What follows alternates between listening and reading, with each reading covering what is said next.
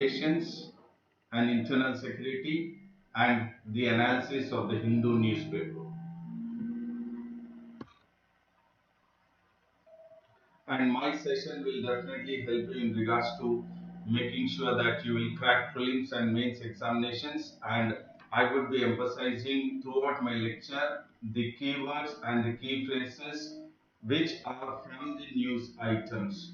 So definitely the keywords and the key phrases are the key for the prelims as well as mains examinations, and I would make you understand how we can identify the factual, analytical, and also the conceptual questions by identifying the keywords and the key phrases from the news items. So, for prelims, you can identify the factual, analytical, and conceptual questions. And for mains examinations, these keywords and the key phrases will certainly help you in regards to the answer writing, that is for the mains examination. So while you are writing the answers for the mains examinations, you need to get into the mode of imbibing or inculcating the keywords and the key phrases in your answer writing, because then when you inculcate the keywords and the key phrases, your answers would be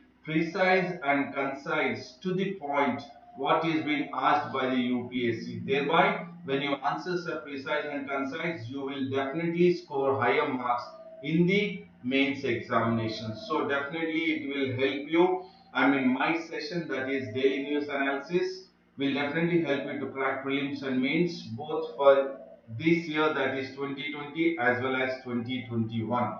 And today's session is in regards to the daily news analysis, which is today, that is 13th of August 2020. And while or going through the daily news analysis, I would once again reiterate and re-emphasize the importance of the keywords and the key phrases. That is, emphasizing on the keywords and the key phrases is my tagline, that is Sandeep Bhushan tagline, so that you will certainly have maximum benefit in the mains and prelims in scoring higher marks, and you will certainly be comfortable in the interview, that is in the final round or the personality test conducted by the UPSC or the State Public Service Commission. So definitely the daily news analysis at AKS IS Academy and my tagline, that is emphasizing on the keywords and the key phrases, will certainly help you to crack prelims and mains, and you would certainly be very comfortable in the interview. And before I get into the topic, I would say a very good morning to the one who is in the live chat and also in the live, Rahul, Praveen Kumar, Kabita Mahoto. Very good morning to you. I hope you're joining for the first time. A warm welcome to you to AKS Academy Daily News Analysis. Siddharth Krishna, Nandita Tepa, Malvika Sajivan, Ashwini Ravikumar, David Paul, D. Suvarna, Krishna. All of you, very good morning to you and a warm welcome to AKS Academy Daily News Analysis. And the quote for the day is, don't worry about failures. Do not worry about failures. Worry about the chances you have missed when you don't even try. So what is that you need to really worry is, please do not worry about the failures, but do worry about the chances which you are actually missing out by not even giving a try. By not even giving a try. So that is very, very important. So make sure that you try to encash on each and every situation or each and every chances which are being provided to you by the Almighty or by the universe. So make sure that you take all the chances, and then you should definitely try at each and every moment or opportunity which is being provided to you, rather than trying to worry about the failures. No, do not worry about the failures, do not concentrate on the failures, but definitely make sure that you would take up the chances each and every time, and you will never miss the chances without giving a try, and that is very, very important. So don't worry about the failures, but worry about the chances you miss when you don't even try. And before I get into the daily news analysis, I would say a very good morning to you once again to Shravani, Kiran Kumar, Gopi Nayak, B Kumar, BO2, or Balaji Kumar. Very good morning to you all. So the news is mega labs to boost COVID-19 testing. So that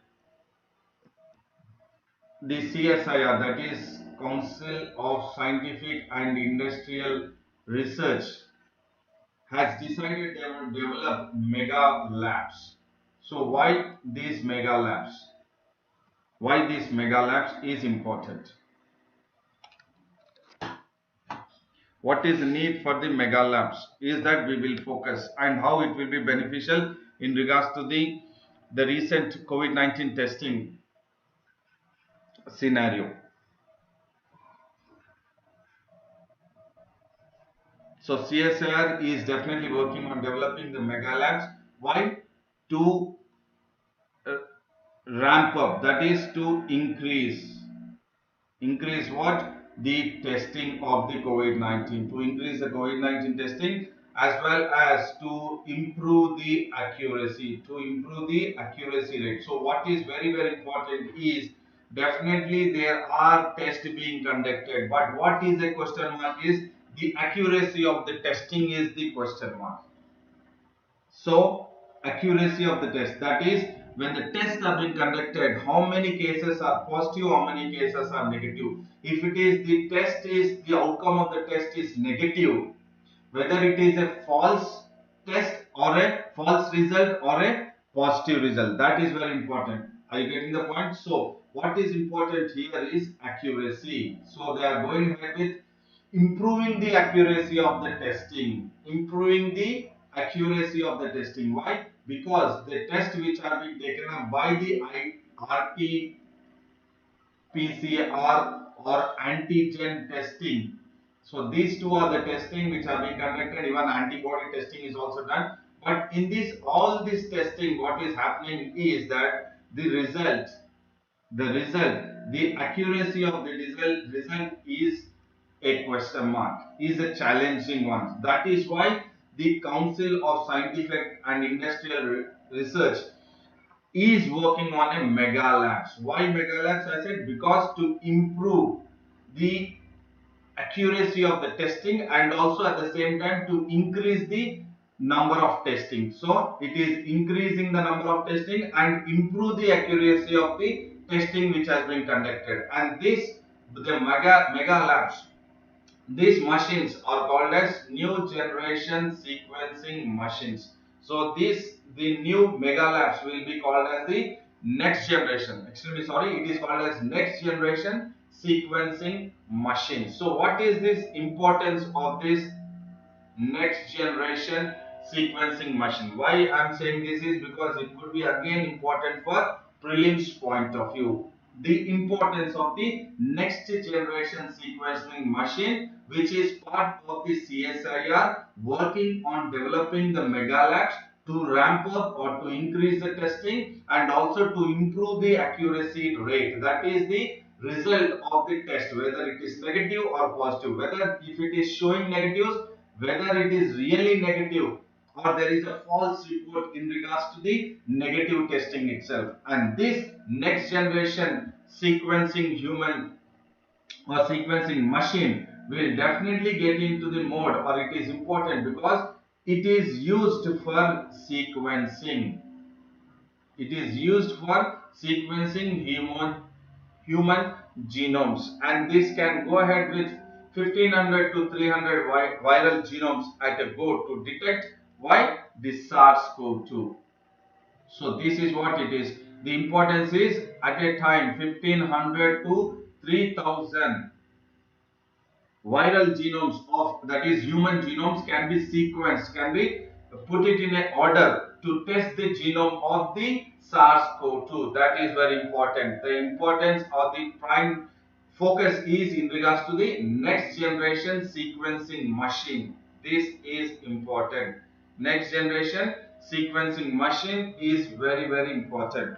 And what is we are also going ahead is that there are, I mean, the present generation is going up. I mean, now the time we are going ahead with the testing in regards to the RT-PCR. RT-PCR test, that is reverse transcription polymerase chain reaction. Reverse transcription polymerase chain reaction test, and the other one is in regards to the antigen test.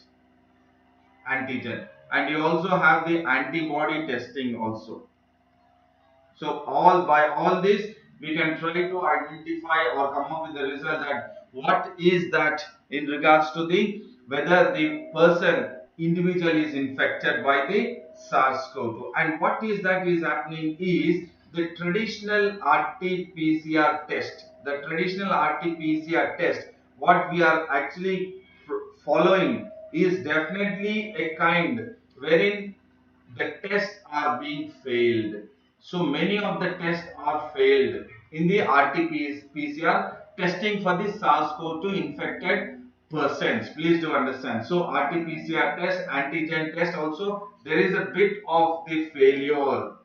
So to improve the accuracy, that is what now the main intention of the CSIR to come up with the mega labs is to improve the accuracy of the rate of testing, because RT-PCR, antigen and antibody test we have come across that there is no accuracy, and many a times we have seen that there is a failure. That means a person when he is actually positive but the result is showing negative, so that is why the CSIR is now into the mode of making sure that it goes ahead with developing a mega lab. And when we look at this, the RT-PCR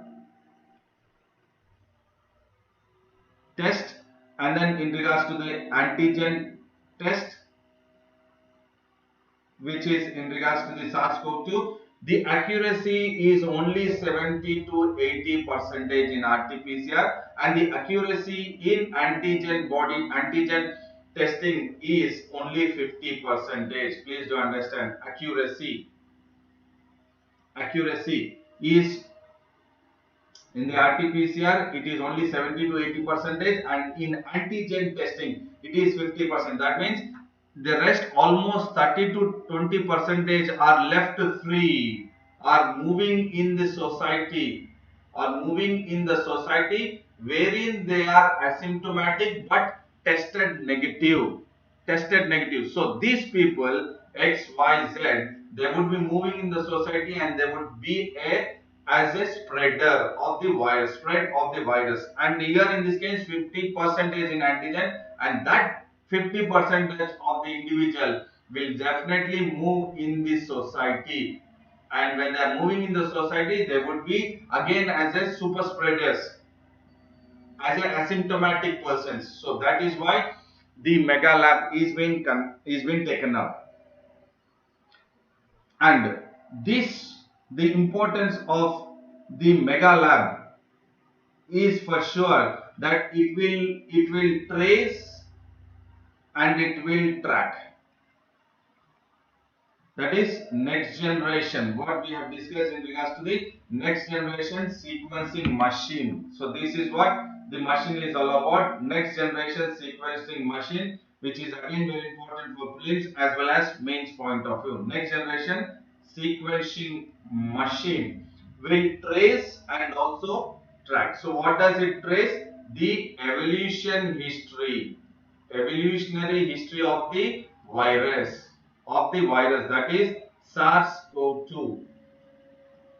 So the next generation sequencing machine will trace the evolutionary history of the SARS-CoV-2 virus, and it will track the mutation. How the mutation in the sense changing of what? Changing of SARS-CoV-2. So definitely it is tracing and tracking of the evolutionary history, and the mutation will be taken up. And this now the CSIR is coming up the mega lab, that is the next generation sequencing machine, that is in collaboration with CSIR plus the US based company called as Illumina. This is again very important for prelims point of view. So it is CSIR plus US based Illumina will definitely come together, and then they will go ahead with the manufacturing of the NGS NGSM, that is next generation sequencing machine, and they will come up with the four machines, four NGSM, and one machine cost, or five machines, extremely sorry, five machines they will come up, and each machine cost is 4 crore rupees. So which is currently available in India. So all this is taken up to make sure that the accuracy of the testing will be ramped up. That means the accuracy of the testing will be taken into consideration. That is why the CSIR plus the US based company Illumina have come forward. So this is very important for prelims. That is in regards to the next generation sequencing machine, which is for the accuracy of the testing. Accuracy of the testing. And the company is US based Illumina, and is in India it is CSIR. And before I get into the next topic, Venkat Ramana, A Venkat have joined, Madhu, Srujan Kasturi, Prithvi Raj. Very good morning to you all. Welcome to AKS Science Academy new or else daily news analysis. And the other news is Teach concludes on colorful note. So we would be looking at the keyword called as Teach. So what is the keyword? It is Teach. And Madhava is also joined. Very good morning to you, Madhava. And what is this Teach? It is an annual traditional festival. It is an annual traditional festival. So which is generally in the erstwhile or before the division of the districts, it is in the Adilabad district of Telangana. So it is the annual traditional festival called as Teej is celebrated in the erstwhile or else in the Adilabad district of Telangana. And why it is in news we have to look at, because it is in regards to the history and culture. History and culture we have to focus. And when I am talking about this Teej annual traditional festival, it is not only related to Telangana, or it is only not confined to Telangana. We can find this festival even in Punjab and Rajasthan. So I'm not just focusing in regards to this South India or Telangana state, but it is as a history and cultural point of view for prelims. So this festival, Teej festival, is also celebrated in Punjab and Rajasthan. That is why I have taken this, which will be very useful for you in regards to the prelims point of view. And this annual traditional festival is a 9-day festival. Is a 9-day festival which actually starts after Raksha Bandhan or the Rakhi Purnami day. So it starts at the Raksha Bandhan day or Rakhi Purnami day, and then it is celebrated in the region of Adilabad district, and the community we celebrate is Banjara and Mathura. Banjara and Mathura are the communities which celebrate in Telangana, that is Adilabad district. The Teej district is called as Teej. Please do understand this. And what is this Teej? This is Teej means wheat grass. So what do? They will sow the seeds. What they do is they sow the wheat seeds. They sow the wheat seeds in a bamboo basket. That is the unmarried women of Banjara and Mathura communities. They sow in the sense they put the seeds in the bamboo basket, and then they will leave it for 9 days. So the festival takes place, and then once it's actually germinate, so that green grass or wheat grass, they take it and then they pray, and then they make sure that they pray it in such a way that they have a good life partner, that is unmarried women, and the married wives or the wives will always make sure that they pray to the God that their husbands would be well or healthy. So it is in regards to the unmarried women and then the wives. They go ahead with this festival. So the Banjaras and Mathuras, that is unmarried women, and the married or the wives, married women of Banjara and Mathura, they go ahead with taking up this Teej annual traditional festival in Adilabad.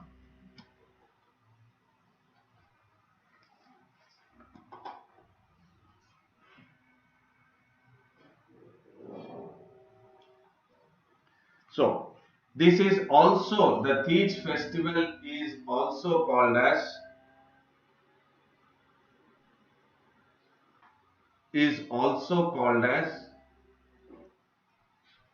Kaiti Labhana, is also called as Kaiti Labhana in Mathura community. This is very important for prelims point of view. For prelims point of view. So in Banjara community, the festival is called as Teej, and in Mathura community, it is called as Kaiti Labana. And it is a 9-day festival which begins on Rakhi Purnami day. And this women, that is the women of the Banjara and Mathura community, they pray to the goddess, and the goddess name is Jagadamba or Jagdamba goddess. Goddess Jagadamba. Why I am saying is, this is again in regards to the especially Telangana history and culture. Telangana history and culture, you might get this for the prelims point of view. Prelims point of view. And this is almost this festival. If you look at this is the grass, wheat grass. This is a wheat grass which actually they sow it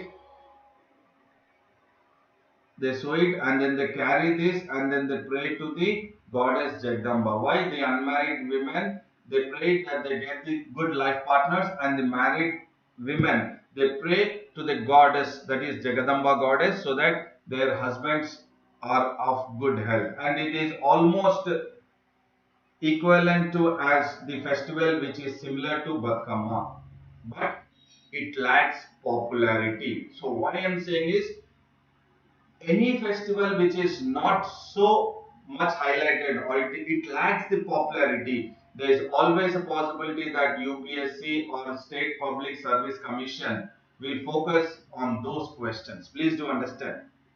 The one which is familiar or when the one which is famous might not be asked as the question, but the one which is not famous or it lacks popularity, so there is always possibility that the question could be framed for the prelims in regards to the heritage and culture. And as I said, this Teej festival not only in Telangana but also in Punjab and Rajasthan, I said it. So definitely you can take it for UPSC point of view also. So this is from history and culture point of view. And Rajita Dhada has joined. Teja is also joined. Very good morning to you all. Both of you, welcome to AKS Science Academy Daily News Analysis. And there is another news which talks about 1 lakh loan sanctions for street vendors. So what is that we need to focus here is that in regards to the scheme, that is Prime Minister's Street Vendor Atmanirbhar Nidhi, or we can say it as Prime Minister Swanidhi. So this is the keyword which is again important because we will be focusing on the schemes. So this scheme is in regards to the Atmanirbhar Bharat Abhiyan scheme. So this Atmanirbhar Bharat Abhiyan scheme is in regards to the street vendors. Street vendors in the sense the one who are involved in. So you can see this. He is a street vendor. This person is a street vendor. That means the one who sells is not in the shop. They do not have shops, but they sell their products on the streets. So these street vendors were being part of the scheme which has been taken up by the ministry, and that ministry is Union Housing and Urban Affairs Ministry. This is again important for prelims point of view. So this scheme falls under which among the following? Or Pradhan Mantri Street Vendors Atmanirbhar Nidhi or PM Swanidhi. PM Swanidhi falls under which ministry? That is Union Housing and Urban Affairs Ministry. And this ministry has come up with a scheme for the street vendors. And when it has come up, the scheme has come up for the street vendors by the government, that is by the Union Housing and Urban Affairs Ministry on July 2nd, 2020. And what is that? That there would be in the entire scheme 1 lakh loans. 1 lakh loans would be sanctioned. And what is that? The target of how many street vendors will be targeted? That 1 lakh loans will be provided. That is 50 lakh street vendors would be benefiting by the PM Swanidhi scheme. And then each street vendor would be getting a loan of up to 10,000 rupees, and they have to pay this within a 1 year span. That is, whenever they avail the loan, that is Prime Minister Street Vendors Atmanirbhar Nidhi scheme for the street vendors, within 1 year they have to pay back. And this is as part of the working capital. What do you mean by working capital? That means they will have the money to purchase the goods from the wholesale and then sell it on the streets as a retail. That is by the street vendors. So this is very, very important in regards to the economy. That is again Atmanirbhar Bharat Abhiyan scheme, which is again very important for the prelims point of view. So PM Swanidhi scheme is for the street vendors. This all please do try to understand, because each and every day at least one scheme I am covering it, and that is very important that you need to focus, because these are very, very important for current affairs, and especially it is related to Government of India schemes. So thereby you need to focus on it. And this is an microcredit facility. So you need to understand this again. So this scheme, that is Pradhan Mantri Swanidhi, Street Vendors Atmanirbhar Nidhi, Swanidhi, Pradhan Mantri Street Vendors Atmanirbhar Nidhi is the microcredit facility. It is a facility. That facility is called as micro. Micro why? It is micro, small and because it is not a macro level business, it is just a micro level, and this is for, as I said, for the street vendors. So definitely it is part of the Atmanirbhar Bharat and launch of a special micro credit facility. And for this, no collateral is required. That means you need not put in any kind of guarantee for taking any loans. That is very, very important. And the salient features are, as I said, this you have a mobile app and also web portal for this micro credit facility or Pradhan Mantri Swanidhi, and then facilitating e-commerce. So it facilitates e-commerce and quality improvement. So what is important is here you have the mobile app. For this you have the web portal, and also it is beneficial or it facilitates e-commerce, that is e-business also. So, and no collateral. That means no guarantee required to avail the loan for 10,000 rupees. So this is again very important for prelims point of view, as it is a scheme from the Ministry of Housing and Urban Affairs. Please do understand, I am retweeting many keywords here. Which ministry, what is the scheme, why it is beneficial for it, what are the salient features, who are benefited, what is the amount. So all that please keep it in mind. Please keep it in mind so that it will be beneficial.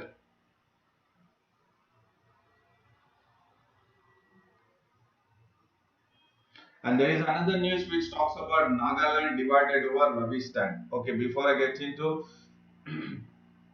Rachita has joined. Okay, Srikant, Kabita. Okay, Srikant says very good morning, sir. Have a great day. Okay, thank you, and you all have a great day too. And from AKS IS Academy. And this is in regards to the Nagaland divided over Ravistan. So, who is Ravi here? Is Nagaland governor or governor of Nagaland. Ravi is governor of Nagaland.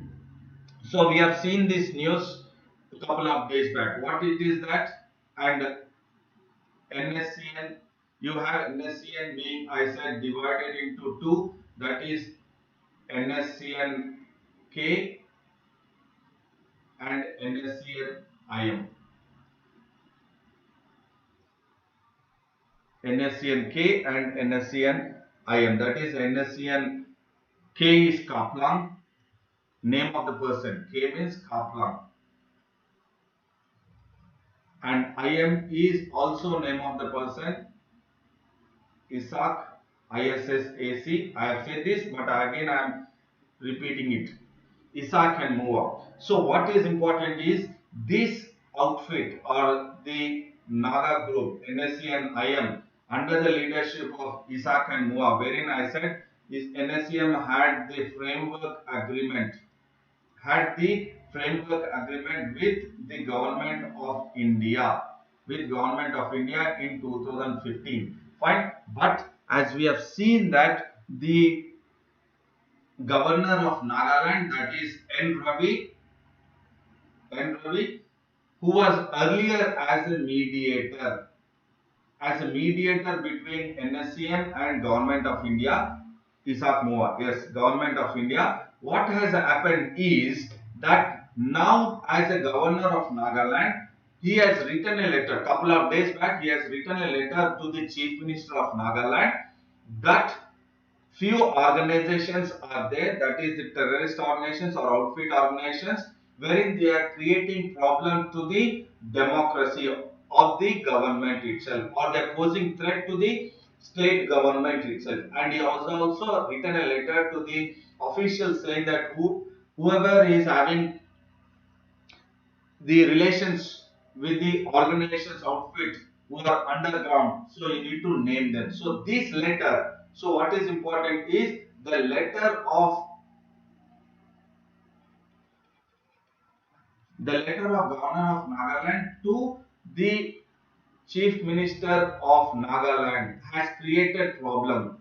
That is a root cause of it. And NSCN has said that now we wanted the governor, that is Ravi, governor of Nagaland, to be removed. And this is a demand by governor of Nagaland to be removed. And this is a demand by NSCN IM. This was what we have discussed couple of days back. And why it is in news is because that you have another outfits also along with NSCN or NSCN-K and NSCN-IM. You have another outfit called as Naga Oho. And what this outfit is saying is that it is not the right time to demand the removal of the governor of Nagaland, that is Ravi. The person, that is Ravi, removal or the Nagaland governor's removal is not right or appropriate at this time, because they say that the peace process which has been initiated would be delayed. So what they are saying is the peace process would be delayed. So demanding the resignations or removal of Nagaland governor at this moment, the Naga Oho outfit or the body is saying that it is not right because it will create delay. It will create delay to the peace process which has been initiated. And it Naga Oho, it comprises of 14 tribes. 14 tribes. 14 tribes. So this is again important for prelims point of view. So along with that, you have another, along with the Naga Oho, you have another federation or a group which is not really in tune or which is not accepting the demand of NSC and IM. This is the point here. The Naga Oho and Nagaland or Nagaland Gao Bura Federation. So Naga Oho and Nagaland Gaon Bura Federation, they both are not happy with the demand made by NSC and IM. So the demand of the NSC and IM is removal of the governor of Nagaland because he has written a letter to the chief minister which is really not in tune with the NSC and IM. So Naga Oho and Nagaland Gaon Bura Federation have opposed the campaign of removal of Mr. Ravi. And along with that, you have another group called as Naga Nationalist Political Groups. So you have another group called as Naga National Political Group, which is a group of 7 armed political groups. So please do understand, they are armed political groups which are not part of the Naga army. They are armed political groups which are, and this is rival. It is having enmity to whom? To NSC and IM. So definitely now the Naga Oho and then Nagaland Gaon Bura Federation and then Naga Nationalist political groups are not happy with the NSC and IM's demand of removal of the Nagaland governor, And what is that we need to focus is also here that the NSC and you have the NSC and IM which is demanding a territorial limit, which is demanding a territory or a new territory. It is demanding new territory, and the new territory is called as what? Nagalim or Greater Nagalim, anything. Nagalim or Greater Nagalim. So this NSC and IM is demanding a new territory. Yes. NSC and IM Tuling Muwa, Isaac and Muwa. Yes. Very well said, David. So they are demanding a new territory, that is Nagaland. That is all the tribes who are Nagas, who are inhabited Nagas inhabited in various or the adjoining states of Nagaland. So the Nagas who are living in Arunachal Pradesh or Assam or even in regards to the Myanmar also adjoining to next to Myanmar. So what the NSCN want is they wanted to combine all the Naga speaking people not only in Nagaland but in the adjoining states of Nagaland and then create a new territory called as Nagaland. And this is again very important for why I am explaining all this is as part of internal security,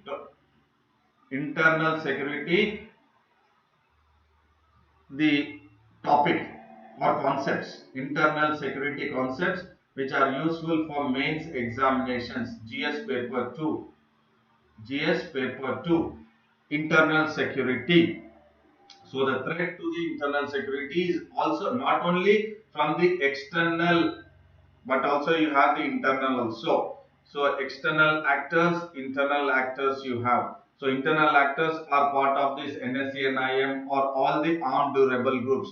You have ULFA also, United Liberation Front of Assam. So all these are the one. And what is the demand? What is very important is that you need to focus is that there is a demand that they wanted to come up with the new territory called as Nagalim. That is what is important here.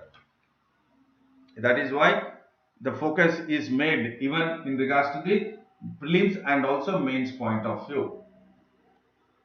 And if you look at here, NSCM has been founded once India has got the independence. The conflict that began between both NSCN, that means I said NSCN was split into NSCN IM and NSCN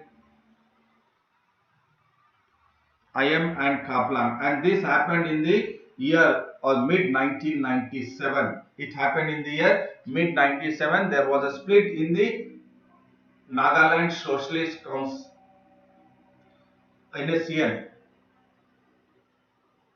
So Naga groups, there was a conflict there. And what does this NSCN IM want? This NSCN, that is Nagaland Socialist Council of Nagaland, IM, that is what I said is that they wanted a greater Nagalim, which are including Nagaland. So it should be, or they wanted all the Naga speaking areas which are part of Nagaland, which are part of Assam, which are part of Arunachal Pradesh, which are part of Manipur, and also few areas from Myanmar. This is what is concerned now. So the greater Nagalim, which the NSCN wanted a new territory they wanted to form, is part of the areas they wanted to join or conclude from Nagaland, Assam, Arunachal Pradesh, Manipur and Myanmar. So you can see this. Assam, Manipur, Nagaland, and then Arunachal Pradesh, and then Myanmar also, this one. So this is again very important for mains point of view, and because I said I always focus from macro and micro level. So for prelims as well as mains point of view, this has been discussed. And this NSCN K Kaplang, as I said in 2015, NSCN IM had the framework agreement with the government of India, but at the same time the NSCN Kaplang, the Myanmar base, this is very important. It is Myanmar based. Kaplang is Myanmar based, and it has reneged in the sense, or it has broke or it has abandoned from the truce in the year 2015. But NSCN IM had the truce with the government of India. But NSCN K has broken, is not having any truce with the government of India. It has broken from 2015 itself, and they are Myanmar based NSCN Kaplan. And governor has written a letter to Chief Minister of Governor, that is Nipu Rio, when on June 16. So now we will look at this. So look at this, the areas. So this is Myanmar, fine, and this is India. So you have the Assam, you have the states in northeastern states which are part of the Nagaland is Assam, Arunachal Pradesh, you have Manipur and also Nagaland. So look at here, this is the border which is demarcating between India and Myanmar, but NSCM wanted even the part of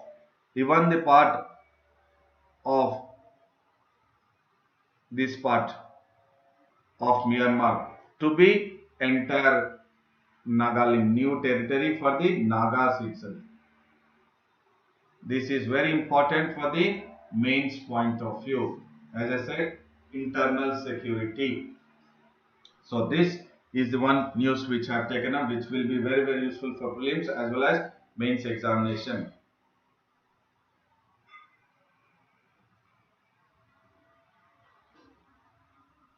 And there is one more news which talks about India to face economic challenges for years. So yesterday we have looked at the Fitch rating, the news which has come up, or the report of the Fitch rating. I said these are the rating agencies, and which are the other rating agencies I have said, that is in regards to the Moody's, or in regards to the S&P I said, and the Fitch rating. And today there is a report, I'm extremely sorry, there is a report in regards to the UBS Securities. So UBS Securities India Private Limited has come up with a report, and this report talks about India's potential growth, and this keyword is very important. This report talks about India's potential growth. India's potential growth, and what it says is India's potential growth might slow down. Why? Because as we have seen, the main reason is because of the COVID-19 pandemic situation, and because of the COVID-19 pandemic situation, we have seen the global supply chain system has been badly hit, and because of this, the economy of the country, that is India, and the global economy has also come down, and thereby the UBS Securities have come up with a report that India's potential growth will slow down, and it will slow down to 1%, or it will be greater than 1%. Why it will slow down is the question. Why it will slow down is that we will look at the reasons why it will slow down. Is the first reason is that longer than expected. So the reason why the slowdown would be greater or more than 1% of the GDP is that longer than expected. What is this longer than expected? That what we have looked at the global supply chain system, which has been badly hit because of the COVID-19 pandemic situation, is longer than what everyone has expected. That is not only India, the entire world leaders have not expected that the COVID will impact the economy for such a long period, that is right from close to December or January, and then increasing from February, March till now also, that is August. So it is longer than expected period, and because the slowdown, why is because that it is longer than expected, and then because of the other reason is modest policy response. So the response from the policies are very mild or modest. It is not, what you say, the outcome is not total, or the outcome is not very progressive or very successful. And the reasons why there is a slowdown is because of longer than expected period of the global supply chain system, which has been badly hit, and the policies which have been taken up by the government. The response for the policies are modest. That means not too high of success, and this is the reason why I am saying this is because you need to understand why the India's potential growth has slowed down, the reasons. This why I am saying is you can put it as a short notes in your mains answer, how the potential growth of India has been slowed down, and it has been slowed down to 6%, earlier from 7.1% as year on year estimated from 2017. If you look at, it has been reduced from 7 to 6%, and what this will also make it is, it will also create very difficult economic challenge. So it will pose a difficult economic challenge to the nation for coming up many years, or many years to come up. There would be a difficult economic challenge which the nation has to face because of the disruption which has taken place or disruption which has been caused because of the COVID-19 pandemic situation, and that will create many challenges or it will create difficulty in the economy. Thereby, there would be many economic challenges which the country, that is India, has to face for many years, right from 2019-20 or 2020-2021. At least for another 3 to 5 years, we have to face the economic challenge. This is what is important. So, the keyword here is the economic challenge, and this economic challenge is very difficult to face it, and this we have to face it for many years, at least for another 3 to 5 years, because of the disruption, that is the global supply chain system disruption. Global supply chain system disruption which has been caused because of the COVID-19 pandemic situation has put India's potential growth as put down to over 1%, that is from 7% or 7.1% to 7%, and this is creating economic challenges, and those economic challenges are definitely difficult to handle it. That is what the UBS Securities Private Limited is making it very clear, and this will have longer lasting damage. Please do understand, as I said, it will have economic challenges. As I said, it will have we have to face economic challenges because of the COVID-19 pandemic situation, and one of that is that we will have to face longer or long lasting damage. So we have to experience long lasting damage. Long lasting damage. So this long lasting damage will be, or it would be to whom? It would be definitely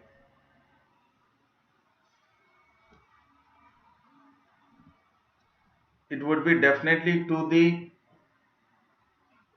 household consumption.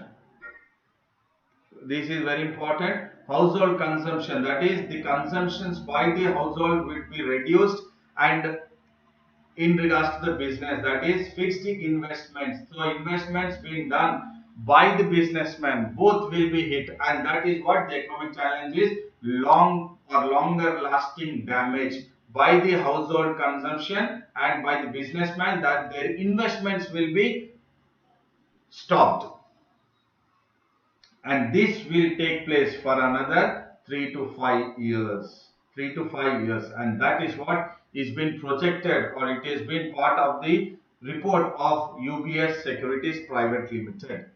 And before I get to the next topic, I would say a very good morning to Hemant, Jarsinghi Hanu, and Lokesh Chandra. Very good morning to you, and warm welcome to you, especially Lokesh Chandra, because it's been a long time you haven't been in the daily news analysis of AKSIS Academy.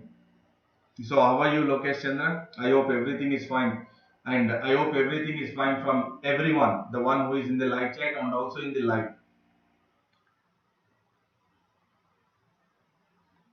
And the question for today is, policy emerges from objectives for vaccine is in individuals and community. Policy emerges from objectives for vaccine to be used in individuals and community. Did you understand this point? So here the question is in regards to the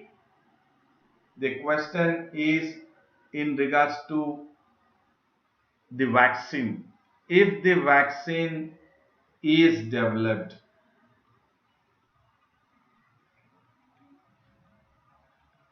if the vaccine is developed and if it is available,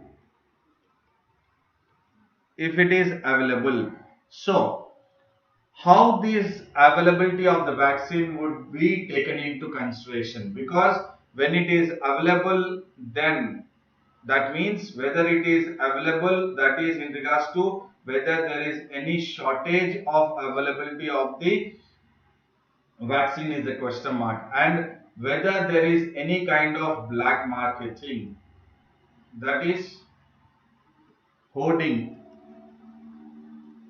HOAR, hoarding in the sense you are stocking it. You are stocking it and then you are making it the price to inflate, to increase it.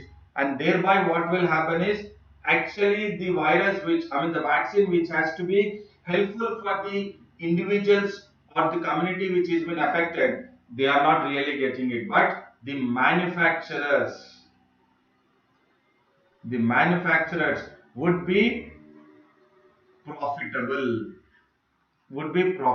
they would be making huge business here, so that is what is I'm asking here. The policy emerges. What policy are we talking about? That is the policy taken up by the government policy to make sure that vaccine is available or availability of vaccine. So what kind of policies emerge? And those policies should emerge from the objective, that the vaccine should be used for individual or which individual and which community. So it will be decided by whom? By the policies. Please do understand. And those policies would be framed, should be framed by the objectives for the vaccine which is in use, especially for which individuals and for which community. Are getting the point? So vaccine is available, but initially when there is shortage, when there is not maximum production of the manufacturing or development of the vaccine, so how it will be distributed, or how judiciously it will be, or judiciously it will be used. How judiciously? So all these questions you will have it the answer in the policy. So that government policy should take it into consideration whenever they are framing the policies. They should consider the objectives. They should consider the objectives for vaccine to be used in the individuals and community and discuss about it. So I hope you are definitely trying to appreciate the question here and understand the question also, that we have linked it with the government policies. We have linked with the kind of what should be the objectives and also the ethical usage of vaccine, that is how the manufacturer should be ethically doing business, also the manufacturers, and the government should be ethical, or the policies should be ethically, that the usage is for the most wanted people, that is the individuals, community, or the frontline workers. So these are very important. So you need to focus or concentrate in these areas, that it will be, or you will be in a position to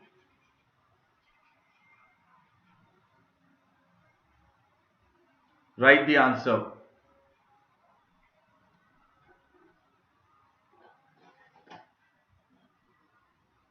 So I think you have understood this point here. So there lies the ethical business, ethical usage, and then policies also should be ethical, so that the needy, the one who are really in need, should be given the priority. So that is what I said, judiciously it has to be used. So when I am saying judiciously, ethical policies should be framed.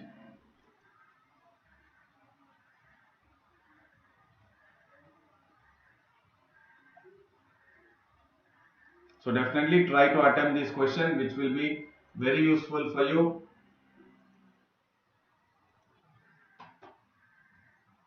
Both for prelims as well as mains understanding. So we have looked at this in regards to the SNT for current affairs, and then this in regards to the history and culture.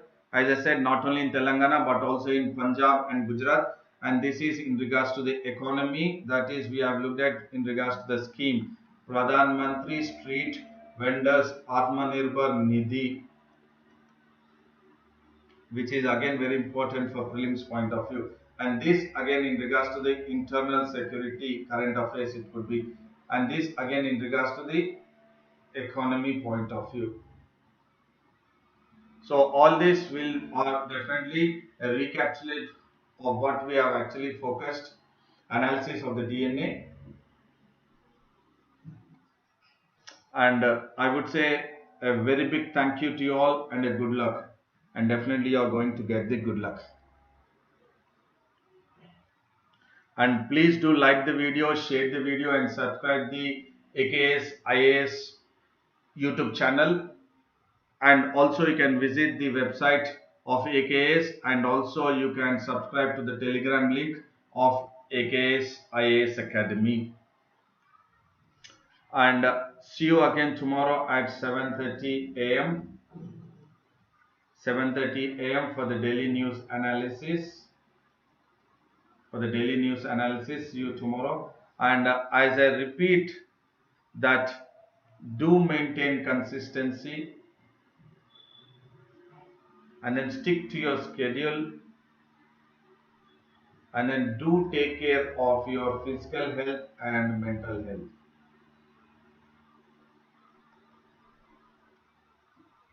And I hope certainly my sessions, that is AKS IAS Academy daily news analysis, is helpful, informative and knowledgeable sessions to you all in regards to the preparation for the civil services as well as the state public service commissions, particularly in regards to the prelims as well as mains examinations. So definitely in regards to the editorials, you can ask the AKS IAS Academy, you can approach them, you will get the answer there. And then I would say a very big thank you to you all.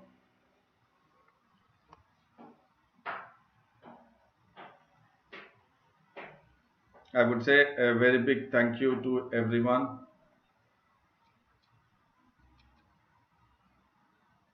Thank you all. And Shravani said that plan of action, blueprint of policy, which costs nothing right now, will be useful for future, should be the first criteria. Okay, that is what kind of policy, that is what your answer should be focusing on, that what kind of policy it has to take up and how it will benefit not only now but also in the future generation, that we would be overcoming the kind of COVID-19 or kind of pandemic situation because of the new viruses, because we have seen SARS-CoV-2 in the year 2003, again 2020 after 17, now that is almost close to 2 decades, we have again the kind of strain but a mutated one, SARS-CoV-2. So definitely we need to have a plan of action here in regards to containing the virus, and also how we can go ahead with administering the vaccine and the usage of the vaccine. Shravani. Yes. So